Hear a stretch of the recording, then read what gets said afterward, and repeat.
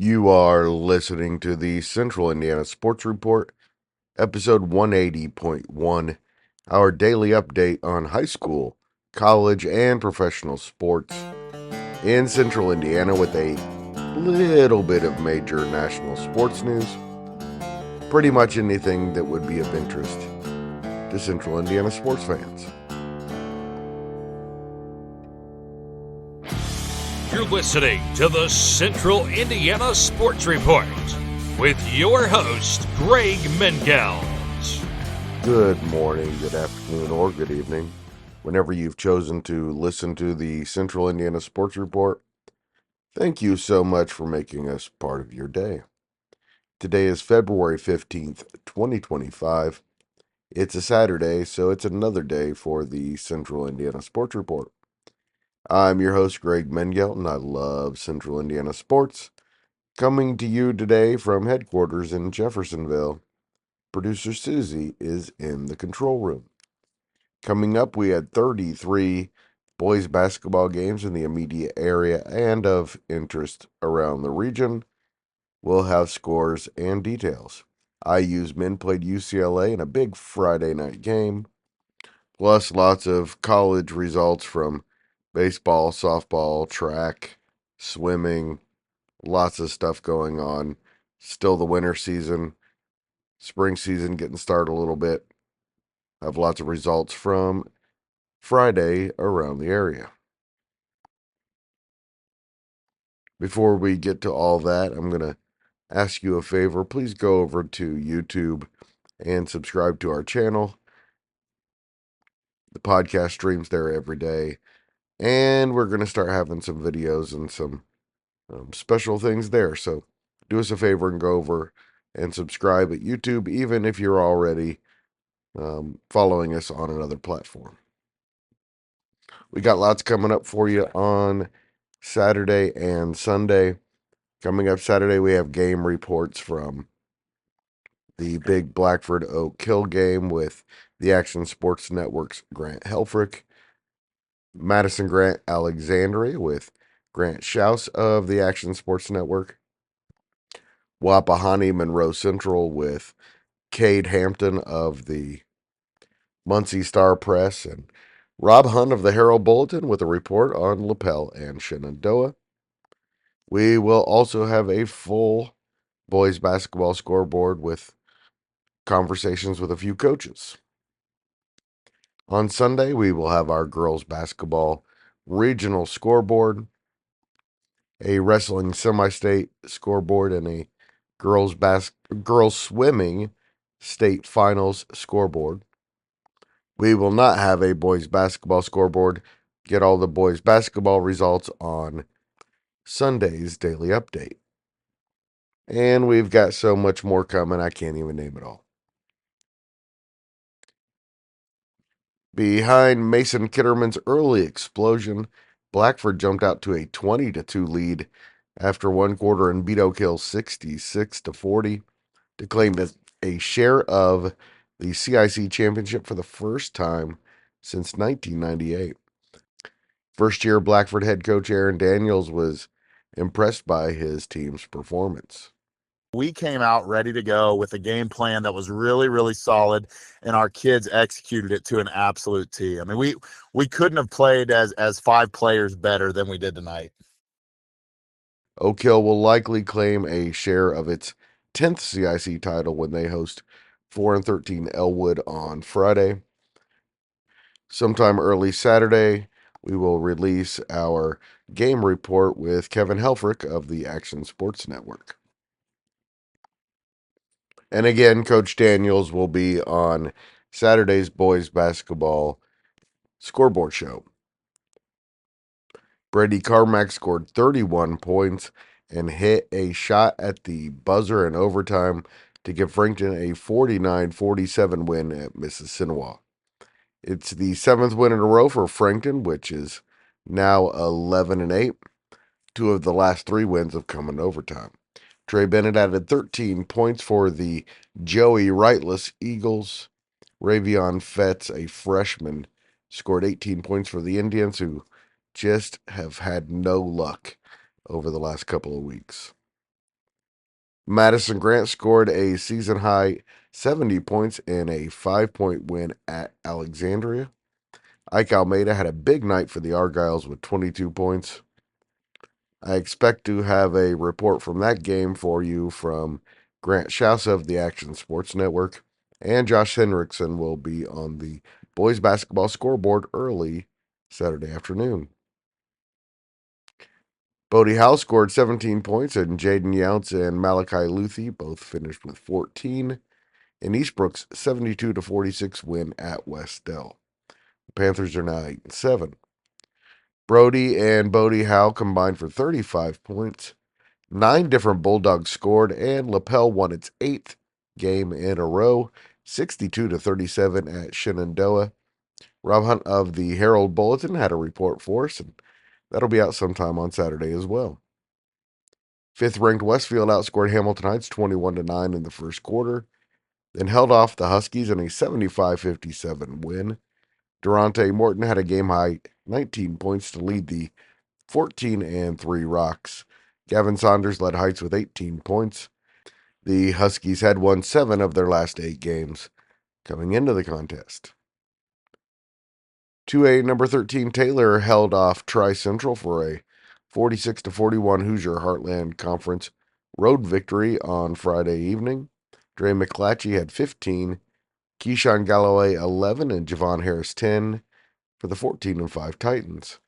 Tri-Central's J.J. Koviak had a game-high 17. Carroll is 5-1 in the HHC after beating Sheridan 67-58. Class A number 9 Carroll now trails Class A number 5 Clinton Prairie at the top of the league standings. The Gophers are 16-2. They've won 8 games in a row and are 6-1 in the HHC after a 72-42 win over Rossville. Prairie will clinch a share of the conference with the win over Tri-Central on Friday. Carroll needs to beat Taylor Friday and Eastern the following Friday to claim its share of the conference championship. Eli Falkenberg scored 34 points for Carroll. Eastern beat Clinton Central 79-67. Colton Lindsay had 32, Perry Kokensberger 17 for the Comets. Damian King scored 41 points in 17-2 and third-ranked Anderson's 102-64 win over Indianapolis. Washington, it's the most points Anderson has scored since a 104-87 win at Leo on January 9th, 2013. It was the highest scoring game ever in the 99-game series between Kokomo and Richmond. Corbin Hamill had a career-high 28 points and also finished with 7 assists. Zion Bellamy had 20 for Kokomo, and Mason Carpenter led Richmond with 29 points. Lafayette Jeff is 17-3 after beating Tech 80-57. 4A number 16 Mount Vernon won 73-56 Marion to improve to 14-4. Luke Ertl scored a career-high 34 points for the Marauders. Tim Jones led Marion with 17. Delta is 13-5 after beating Newcastle 58-46 at home. Delta shot 63% from the field. Lucas Bragg had 20 points off the bench for the Eagles.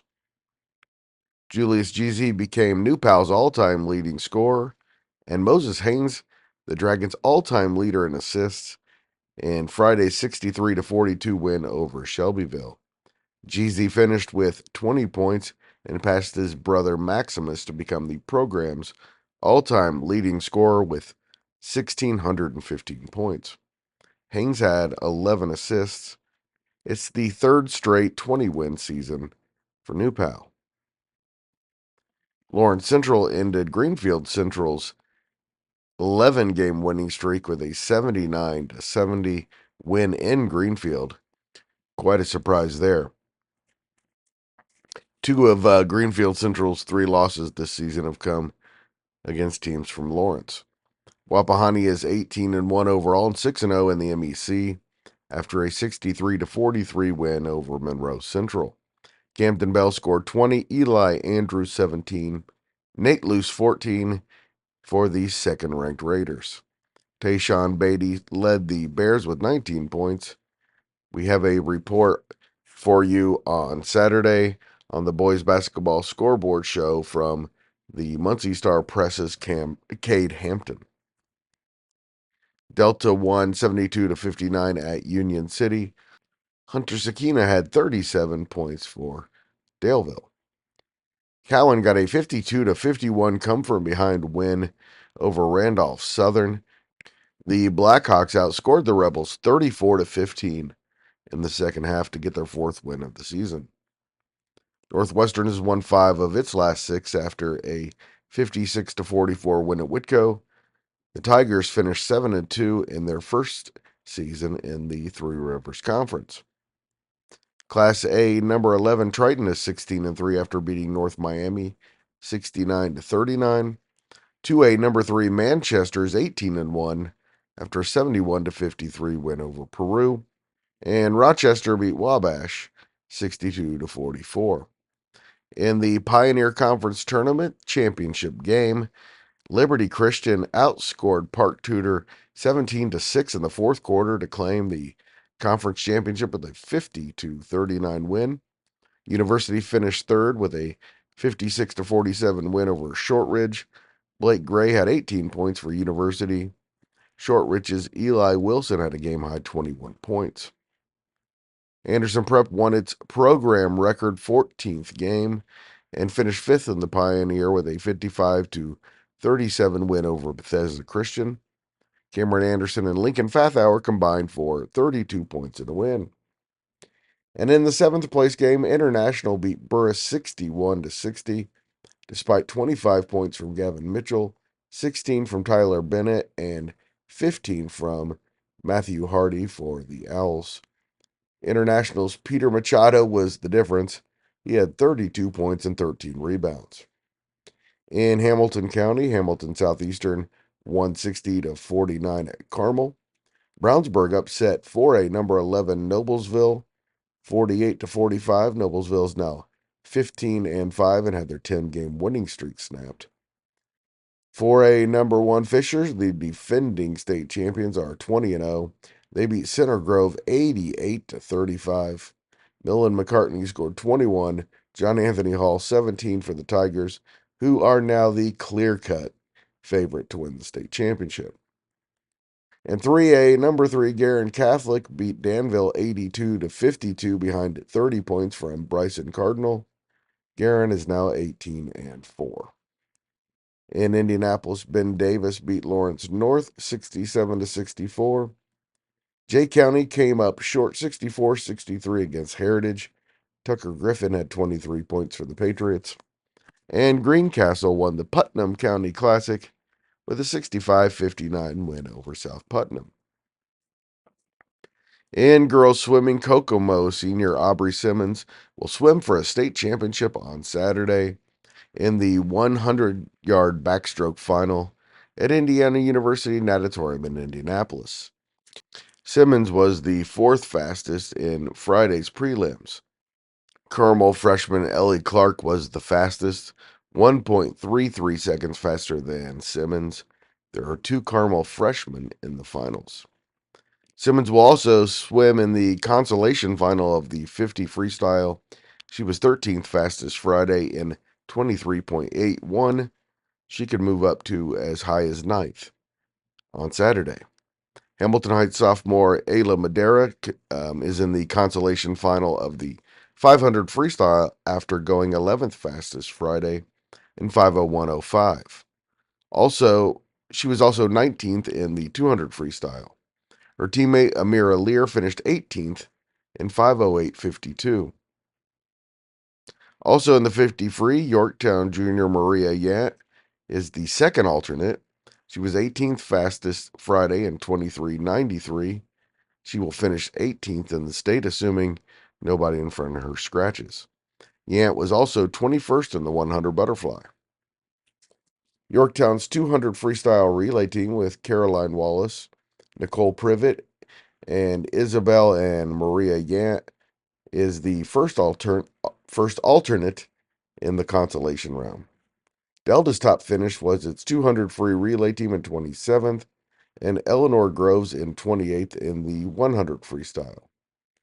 Wawasee senior Julie Mishler was 0.02 of a second off Lillian Christensen's year-old state record in the 50 free prelims, then set the state record in the 100 prelims, besting Christina Pagel's 2022 state record. And Carmel will win its 3,458th consecutive state championship on Saturday. You can put it in the books. Kokomo's only state champion ever, by the way, was Brooke Tafflinger in the 200 IM in 2000. In men's college basketball, a big win escaped IU Friday and a 72-68 loss to UCLA in Assembly Hall.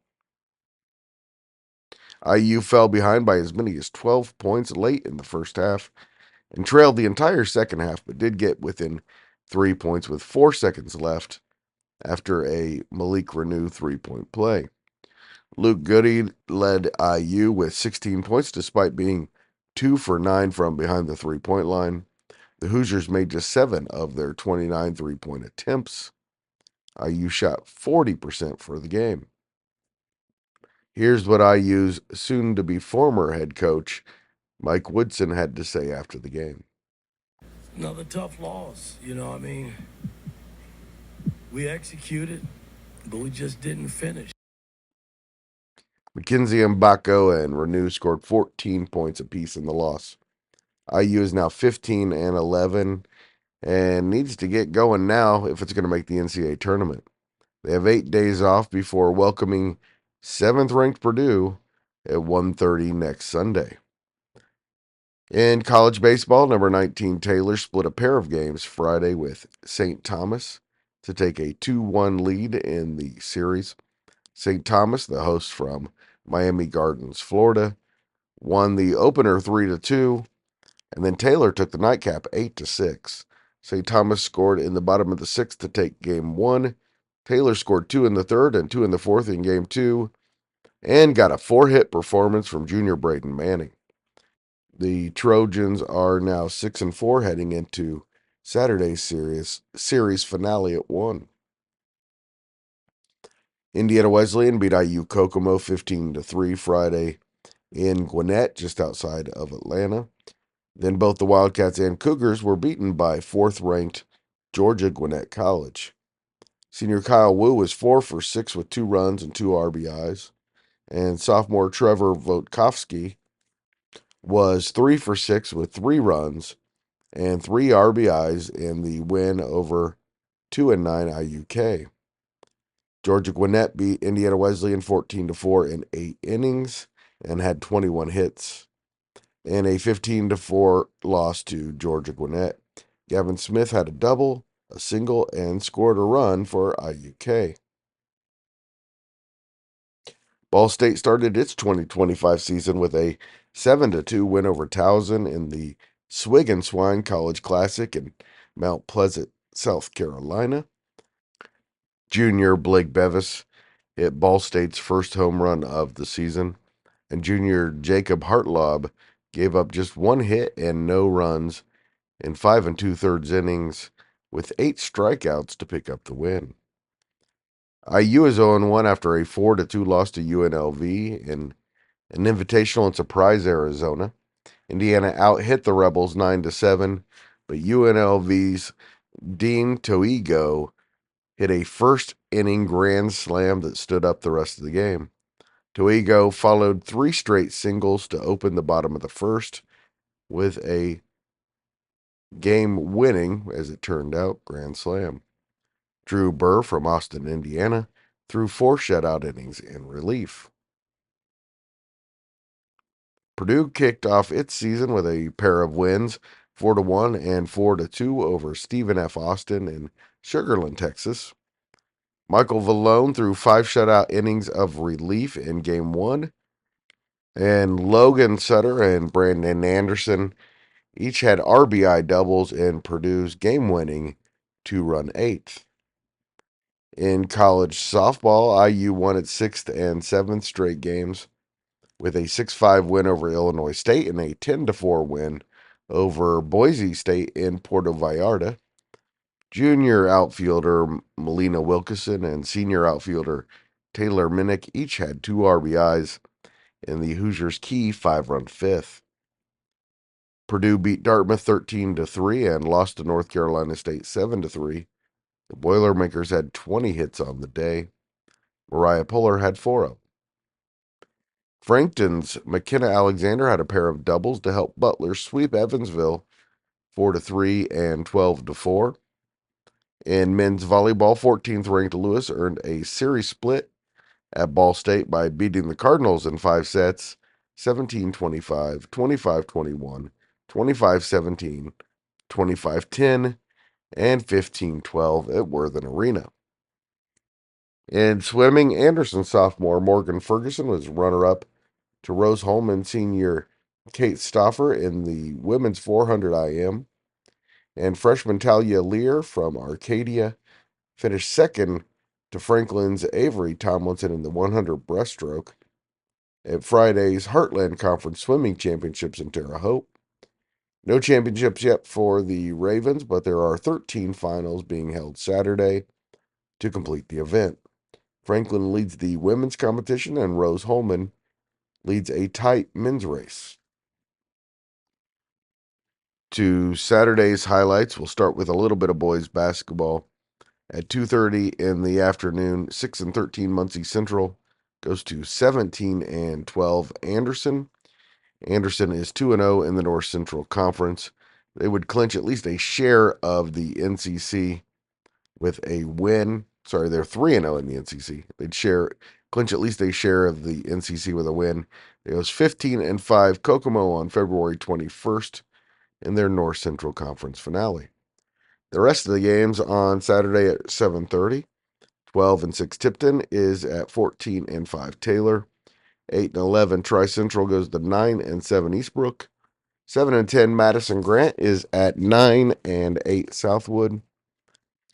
4-13 Elwood, which is won its last 2 games, hosts 15-6 Providence Cristo Rey, which has won 4 in a row. 11-7 Hamilton Heights is 7-2 in its last 9 games and goes to 13-6 Lebanon. And 9-9 Peru is at 10-9 Western. Our local girls basketball regionals on Saturday at 1 o'clock at Decatur Central in a 4A regional. 19-6 Pendleton Heights takes on 15-8 Lawrence North. Also at 1, Anderson Prep will play in its first regional ever. The Jets are 17-9 and take on 7-17 Greenfield Central. At 1 o'clock at Southmont. At 4 o'clock at Caston, it's 25-1 and third-ranked Alexandria versus 23-2 and second-ranked Rensselaer Central. And at 7 o'clock in Class 2A at LaPel, it's number 11 Sheridan, which is 24-1 against 19-6 Cass. And at 7 o'clock at West Dell, it'll be 17-7 Delta against 16-8 McConaughey. We had lots of girls basketball regional preview segments last week, including a great one with the Alexandria girls. Please go check out that one. We'll have our girls basketball regional scoreboard show sometime on Sunday, we hope. We'll also have our semi-state draw Sunday. Michelle and I will have that covered for you pretty soon after the draw ends, assuming everything goes as planned.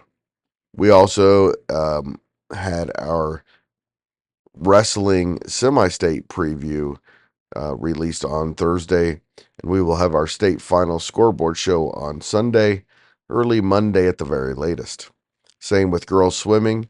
We had a state finals preview on Thursday, and we will have a state final scoreboard coming for you sometime Sunday, probably Monday. And now you know everything we know about Central Indiana sports. Thank you so much for listening.